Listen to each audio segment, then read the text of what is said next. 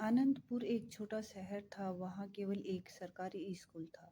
सभी वर्ग, जाति एवं पंथ के बच्चे एक ही विद्यालय में पढ़ते थे। इसी विद्यालय की 10वीं कक्षा में विभा और रोहिणी भी पढ़ती थी। दोनों अनन्य सखा थी। हालांकि दोनों की आर्थिक स्थिति में जमीन आसमान का अंतर था। रोहिणी बड़े जमींदार की पुत्री थी, वहीं विभा के पिता नहीं थे और उनकी माता स्कूल में ही शिक्षिका थी। आर्थिक स्थिति का अंतर कभी उनके जीवन में देखने को नहीं मिला। रोहिणी के घर वाले भी विभा को बहुत प्रेम करते, वहीं विभा के घर में भी रोहिणी को बहुत अपनापन मिलता।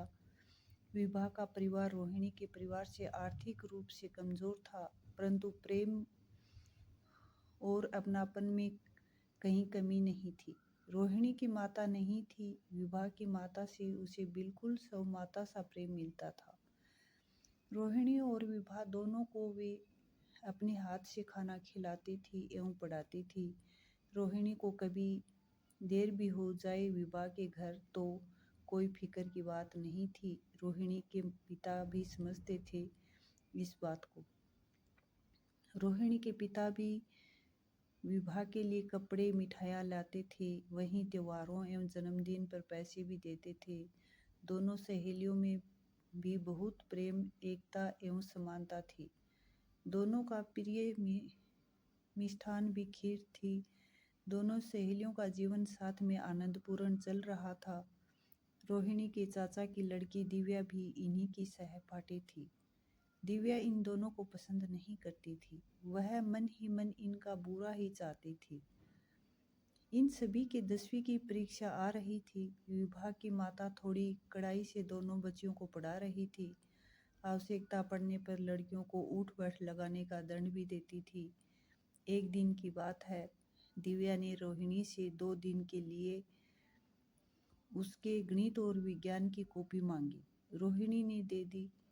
जब वह विभा के यहाँ पहुंची तो माताजी, जो कि शिक्षिका भी थी, उन्होंने कॉपी निकालने को कहा। रोहिणी ने सारी बात बता दी।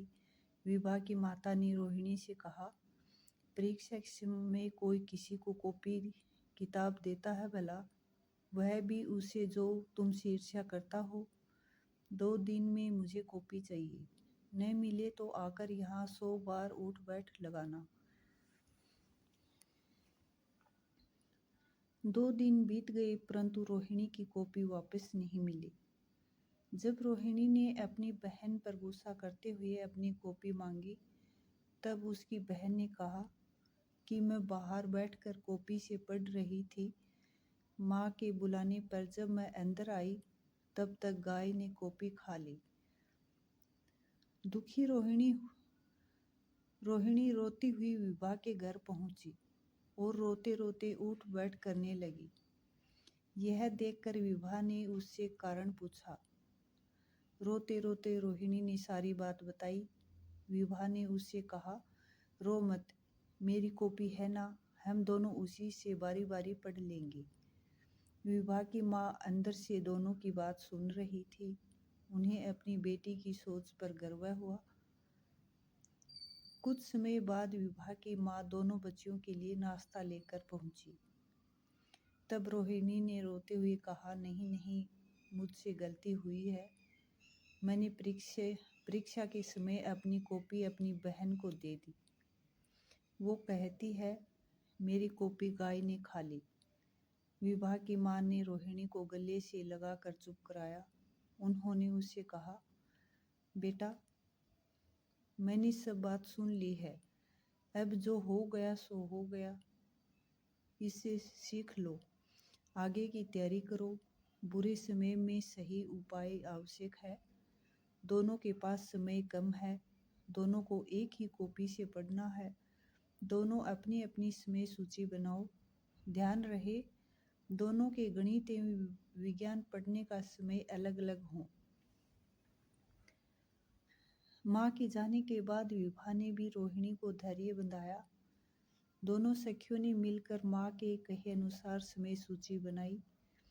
साथ ही यह भी निश्चय किया कि जब हमारा खाली समय होगा, तब हम खेलने के बजाय नोट्स लिखेंगे, ताकि परीक्षा के दिन हम दोनों पढ़ सकें।